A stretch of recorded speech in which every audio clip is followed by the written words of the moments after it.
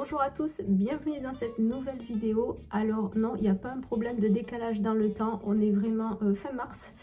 J'ai ressorti le col roulé, le gilet, il fait un temps, on dirait qu'on est retourné en hiver, voilà. Donc vu ce temps, c'est vraiment l'occasion de vous partager ces recettes dont je vous ai parlé la dernière fois.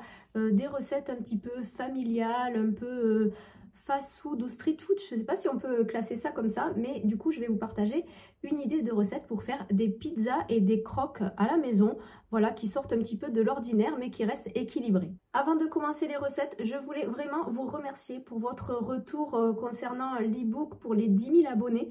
Je ne m'attendais pas à avoir autant de messages de votre part parce que c'est vrai que dans cette vidéo, je vous présentais juste l'e-book, je n'ai pas partagé de recettes pour cette fois-là.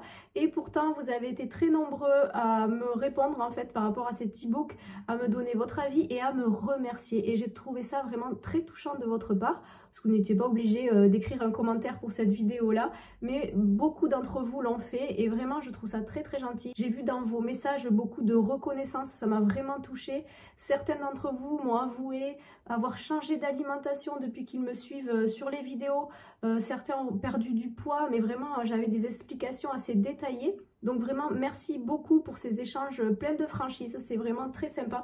Vous êtes une communauté en or, merci beaucoup pour votre soutien. On passe aux recettes. Alors comme vous l'avez vu, j'ai commencé à faire réduire de la sauce tomate. C'est vrai qu'en ce moment j'aime bien, j'ai repris cette habitude de refaire ma sauce tomate maison tant qu'on n'a pas des tomates fraîches, que c'est pas la pleine saison, avec la brique justement que je vous avais montré, que je trouve chez Lidl en bio, où voilà, dans la composition c'est vraiment purée de tomates et c'est tout, il y a rien d'autre. Donc je trouve ça c'est intéressant ce genre de produit. J'ai rajouté moi-même la gousse d'ail et de l'origan, c'est des saveurs que j'aime bien pour parfumer la sauce tomate. En général ça me permet de faire une pizza et après il m'en reste aussi pour faire des pâtes à la sauce tomate. Donc voilà, comme ça me permet d'avoir quelques recettes d'avance. J'ai laissé reposer la levure fraîche. Alors vous avez vu, c'est vrai que en général je prends souvent celle qui est en petit granulé déshydraté, la levure de boulanger. Mais bon voilà, là j'ai pris la fraîche. On va vraiment faire une pâte traditionnelle, toujours avec le petit épeautre. C'est ma recette que vous avez l'habitude de voir à chaque fois que je fais une tarte salée. Mais du coup là je rajoute juste de la levure qui va apporter ce petit goût un peu fermenté que j'aime beaucoup quand on retrouve dans les pizzas maison. Donc voilà, on y va. En tout cas vraiment désolée pour la luminosité. J'ai sorti le rond de lumière parce que voilà, c'est le début d'après-midi, 14 h, et vraiment il fait tellement une journée, c'est vraiment très très gris aujourd'hui. Donc on va s'adapter et je vais essayer quand même de vous faire des vues le plus agréable possible pour vous le temps de la réalisation de la recette.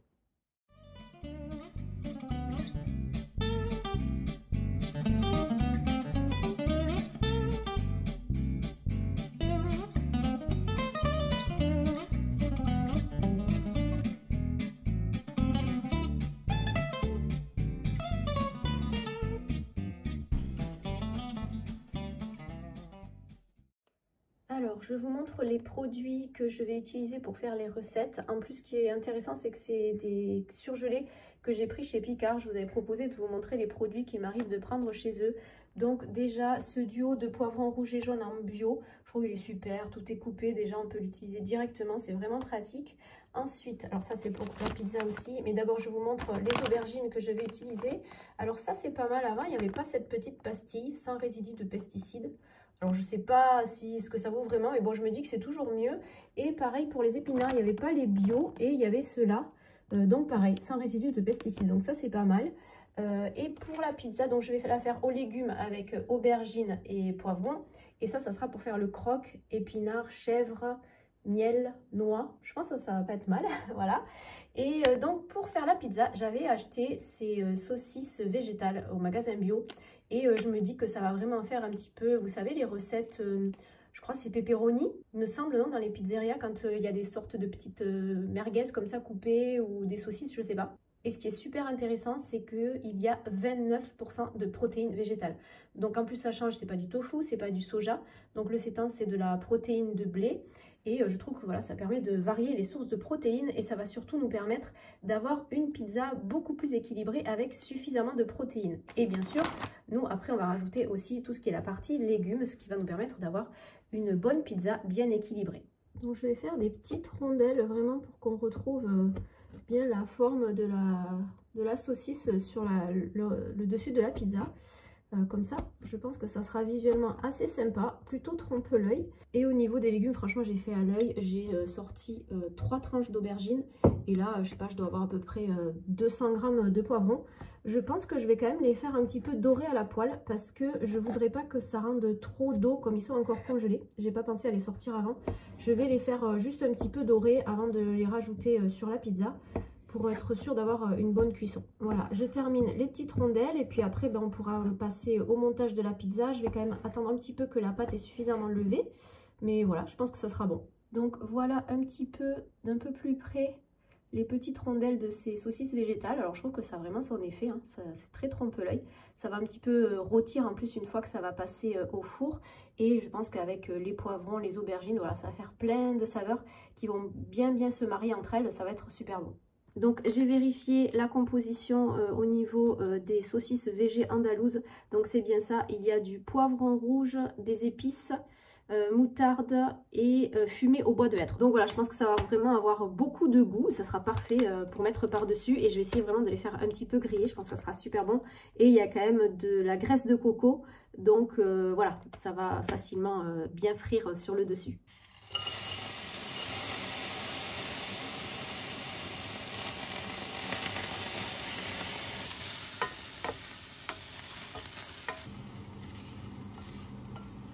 Bon, on va vite fait chercher de la roquette dans le jardin. Comme ça, on pourra mettre par-dessus la pizza. Alors, la pauvre roquette, je crois qu'elle est un peu plus là de la pluie. Mais au moins, elle sera bien fraîche.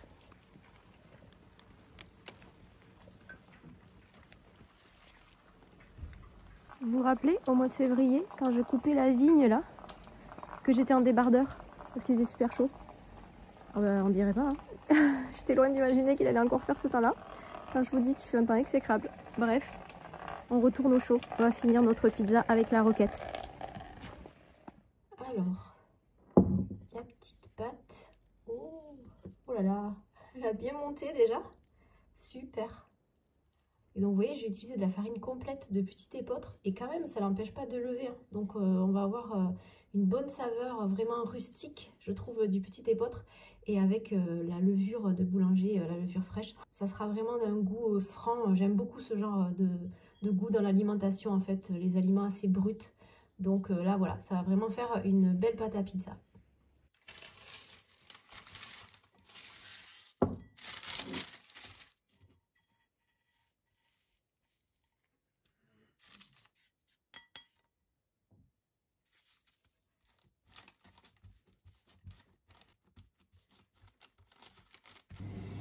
Alors je laisse quand même le papier en entier parce que après souvent la sauce elle va un petit peu couler à la cuisson et j'ai pas envie de m'en mettre plein la plaque.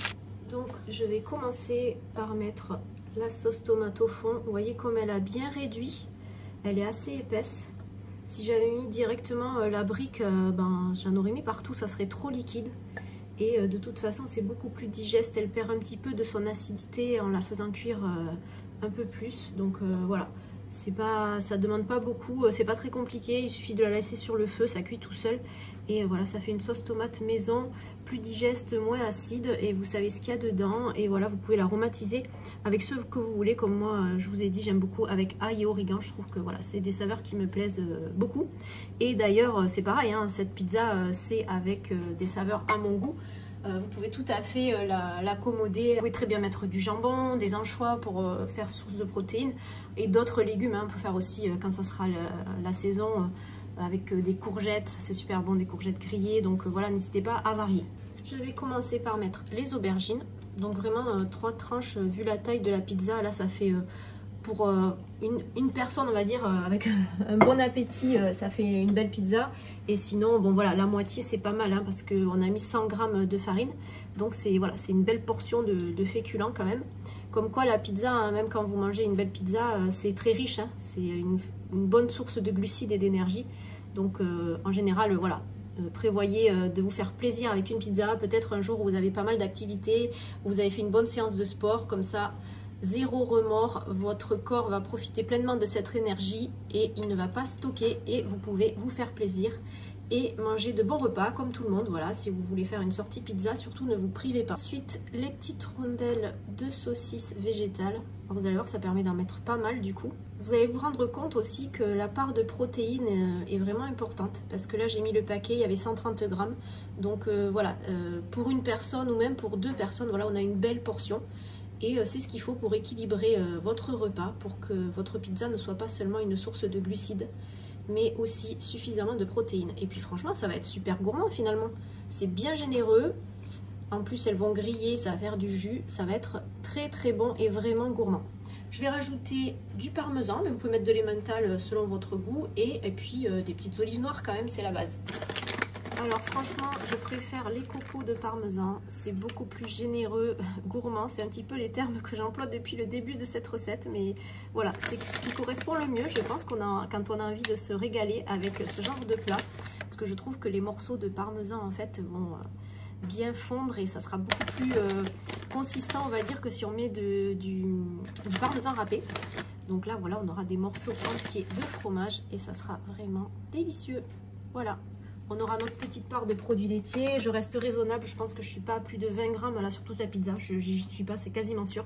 Je dois être à 10-15 grammes. Donc voilà, on est vraiment dans des portions raisonnables. Et puis je vais terminer avec les olives noires et un petit peu d'origan. Alors les olives noires, c'est celles que je vous ai montrées de chez Lidl. Les olives noires à la grecque, elles sont vraiment super bonnes. Elles ont vraiment un goût un petit peu provençal ou vraiment méditerranéen. Et je trouve que ça donne vraiment beaucoup de saveur et ça se marie, c'est parfait pour une pizza. Et après, je vais terminer avec de l'origan. Je crois qu'il y en a aussi qui utilisent de la marjolaine, il me semble, pour les pizzas. Donc ça, c'est comme vous aimez, ou vous pouvez mettre des herbes de Provence, tout simplement. Moi, après, j'avoue que l'origan, voilà, c'est vraiment mon herbe aromatique. J'aime beaucoup la saveur que ça dégage. On va pouvoir enfourner tout ça et puis après, on pourra rajouter les petites feuilles de roquette au dernier moment. La rucola, je crois qu'on dit comme ça. Et ça fera une belle pizza vraiment délicieuse.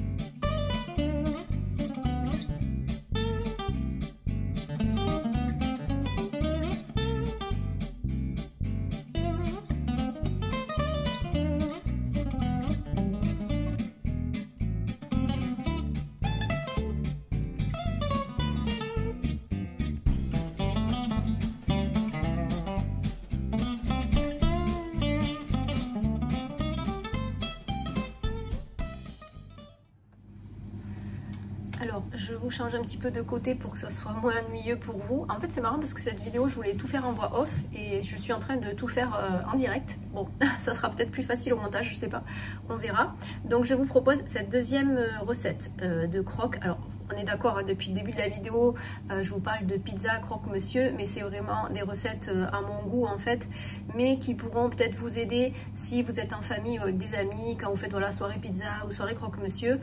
Ben voilà, même si tout le monde choisit un petit peu ce qu'il veut manger, si vous êtes chez vous et que vous avez la possibilité de vous préparer votre propre pizza, vos propres croques pour vous, et ben au moins vous pouvez vous régaler comme tout le monde, vous n'êtes pas frustré, vous restez sociable et vous allez vraiment donner à votre corps tout ce qu'il a besoin. Vous n'allez pas au contraire le fatiguer ou le surcharger d'aliments qui sont pas très bons pour notre santé, et en plus vous allez vous régaler. Donc pour cette recette de croque-monsieur épinards, chèvre, miel, noix, je vais utiliser le pain que j'achète à la ferme, le pain de petit épeautre qui est déjà en fait moulé. Donc en le tranchant, ça fait justement des petites tranches carrées comme des tranches de pain de mie. Donc c'est beaucoup plus intéressant forcément parce qu'on est sur un pain à la farine de petit épeautre, c'est de la farine complète. Je trouve qu'au niveau du goût, bah, franchement, enfin moi j'aime vraiment ce genre de farine comme le seigle. Ça a ce goût vraiment authentique. On est sur des céréales brutes, c'est vraiment très très bon. C'est très nourrissant, très rassasiant. En fait, vous allez vous faire un beau croque-monsieur et vous allez voir qu'avec un seul, mais vous allez vous sentir rassasié. Vous n'allez pas du tout ressentir la même chose que quand on fait des soirées croque-monsieur où on va manger 2, 3, 4 ou 5 parce qu'en fait ça se mange vite, c'est de la farine, voilà, c'est des produits raffinés, farine blanche, et du coup notre corps ne ressent pas, il n'a pas l'impression d'être nourri parce que voilà, on lui donne un produit raffiné, une céréale raffinée, donc vous avez un petit peu cette sensation de sans arrêt d'en redemander, d'appel en fait, de continuer à manger, tout simplement parce que votre corps ne se sent pas nourri. Vous lui donnez de l'alimentation, une nourriture vide qui ne compte pas pour lui, donc vous avez encore plus envie de manger. Alors que si vous choisissez des aliments de qualité, dans votre système digestif, le corps le reconnaît et il va envoyer un message à votre cerveau. Il va dire c'est bon, j'ai assez mangé, je suis rassasié, je me suis nourri, j'ai tout ce qu'il faut pour fonctionner correctement. Et là, vous arrivez à rester sur des quantités tout à fait raisonnables sans avoir une sensation de devoir bon, je m'arrête là, je suis frustrée, j'aurais aimé en manger plus. Non, vous êtes vraiment rassasié. Alors, nos légumes pour le croque, bien entendu, on va les cuisiner. Toujours, franchement, quand vous rééquilibrez votre alimentation, c'est vraiment très important de prendre le temps de cuisiner vos légumes. Ne mangez pas que des haricots verts à l'eau, c'est vraiment déprimant. Prenez le temps, voilà, d'être en cuisine, de retrouver un petit peu ces habitudes-là. Alors c'est vrai, ça demande un petit peu plus de temps. Alors on ne peut pas le faire tous les jours, mais quand il y a des moments de la semaine où vous pouvez le faire, retrouvez ces bonnes habitudes et ça sera beaucoup plus motivant pour vous. Je mets un tout petit peu d'huile d'olive. Et je vais légèrement faire dorer les échalotes avec les épinards.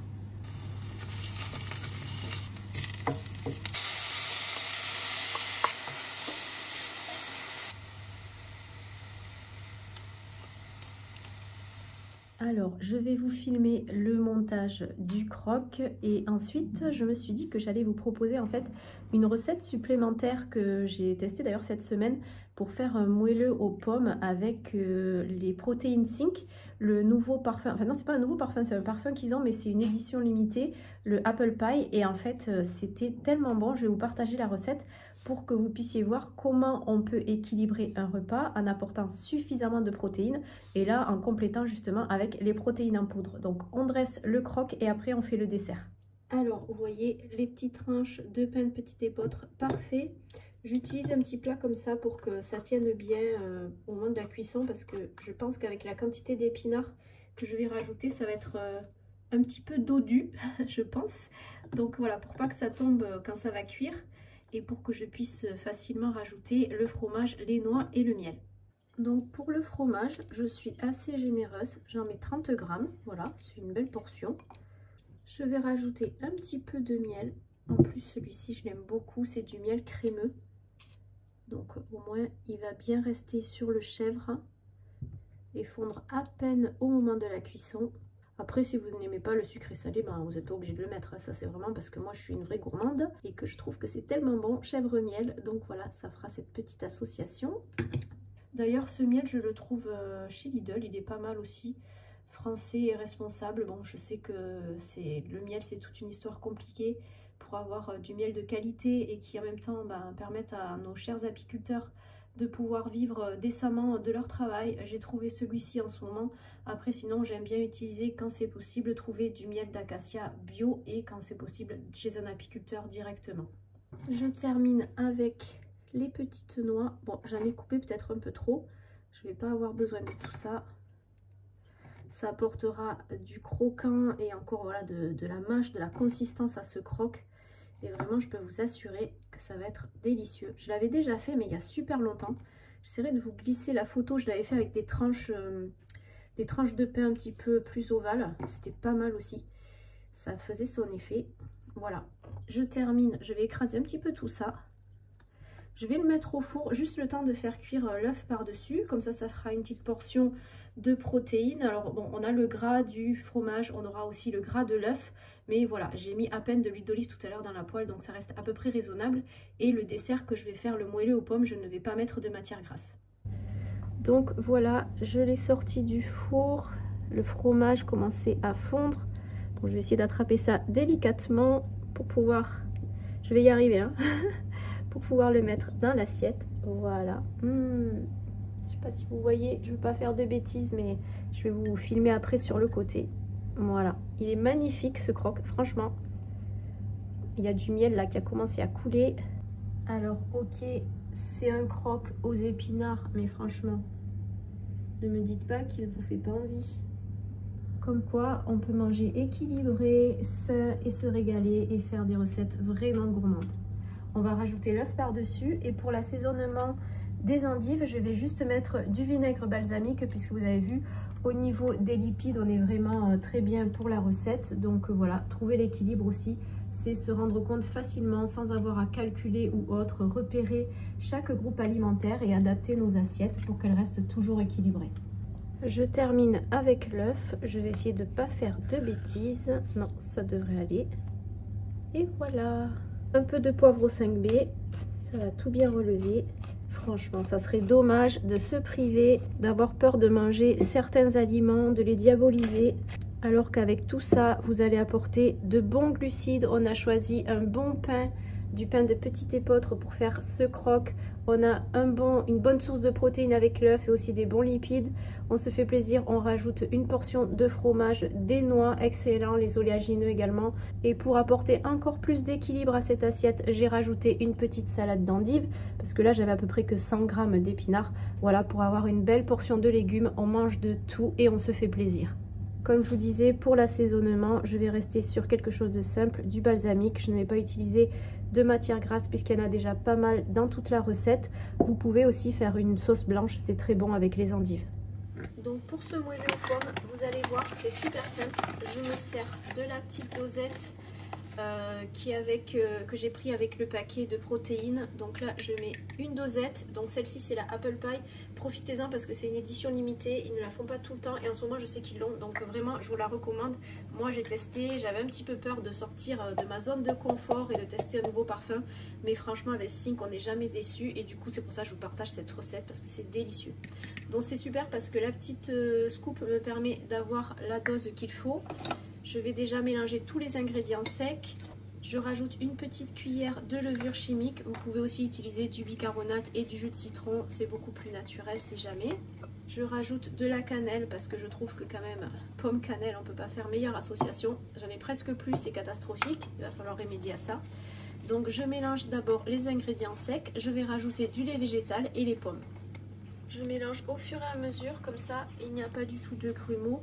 De toute façon, bon, en général, franchement, ces protéines, elles se mélangent très bien. Là, j'ai utilisé du son d'avoine, mais aussi, en général, voilà, c'est pas comme de la farine. C'est assez, ça fait un petit peu, voilà, floconneux, donc ça se mélange assez bien. Ça va faire, en fait, comme une pâte à gâteau. Et après, on va juste rajouter les cubes de pommes et ça va faire, voilà, une sorte de... On dirait un petit peu comme quand on fait des beignets aux pommes. Et on va juste faire cuire ça au four. Et voilà, c'est prêt en 2 minutes. Bon, il faut juste prévoir la cuisson au four 20 minutes, mais si vous êtes vraiment pressé, vous pouvez le faire au micro-ondes. Mais entre nous, la cuisson du four, ça donne cet aspect de gâteau sur le dessus, bien doré. Et voilà, ça c'est inégalable, franchement, vaut mieux faire la cuisson au four, je vous recommande ça. Je rajoute l'équivalent de 2 petites pommes coupées en cubes. Et je vais bien enrober les morceaux de pommes dans la pâte pour avoir quelque chose de le plus homogène possible. Je verse la préparation dans ces petits moules à tartelettes en silicone, c'est super pratique, comme ça n'accroche pas du tout. Alors j'essaye de répartir de façon équitable à peu près. Et après je vais juste faire cuire à peu près 20 minutes, comme je vous ai dit, à 180 degrés. Ça évite que ça crame sur le dessus parce que c'est pas très épais quand même, ça fait des petites tartelettes assez fines. Et comme ça, ça sera parfait. Voilà, ça sent déjà super bon. En fait, je trouve que ça sent le jus de pomme. Cette protéine, elle est vraiment super.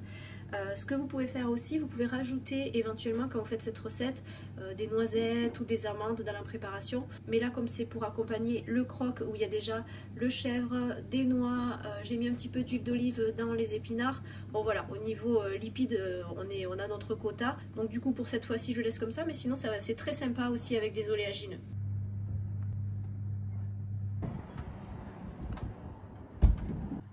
Voilà le résultat final des moelleux aux pommes. Franchement, si c'est pas appétissant, on dirait des cookies géants un petit peu, avec les pommes qui ont légèrement caramélisé. Voilà, un dessert savoureux. Vraiment, c'est très gourmand avec ces protéines, ça donne beaucoup de goût. Il n'y a pas besoin de rajouter de sucre, c'est vraiment très doux comme ça déjà. Et voilà, pour terminer le repas, ça sera parfait. Ça nous permettra d'avoir une part supplémentaire de protéines et d'avoir équilibré cette assiette. Et voilà une vue de l'ensemble avec ce repas qui est vraiment très appétissant.